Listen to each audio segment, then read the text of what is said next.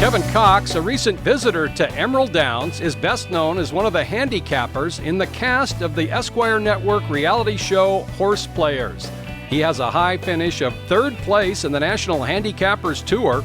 The New York native is a retired NYPD mounted officer, and his handicapping and columns can be read at SaratogABets.com. In sprint races, Cox says take a good look at the outside post position horse.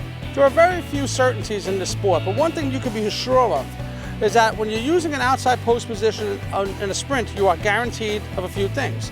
The first of which is you will be the last horse to load. That's advantageous because when you're the first horse to load, you have a tendency to maybe fall asleep in a gate. So at least being the last horse to load, you are likely to be a little bit more alert for the start of the race. Secondly, you will never be squeezed at the start. Why? Because you're on the outside. There ain't no other horses outside of you except for the rail, and if you go out that far, then you're in trouble. Now, additionally, it's the only post where you can do the killer crossover. What that means is that if your horse has enough speed to cross over in front of the rest of the field, he can kick dirt back to the other horse's mugs. Some of them may not like it and inherently may end up backing off the dirt being kicked back, which could be advantageous to you.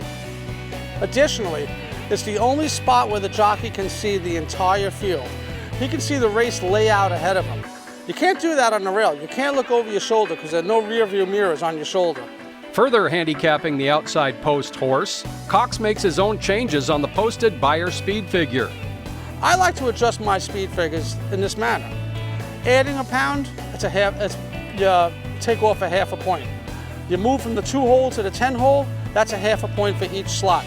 So you can jiggle things accordingly, as well as adding points just in case the horse was bumped or squeezed.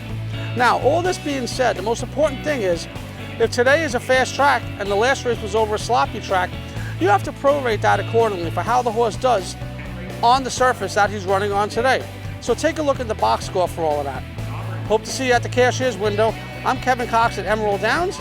You can read my column for free at SaratogABets.com, and you can find me at Twitter at BrooklynCowboy1.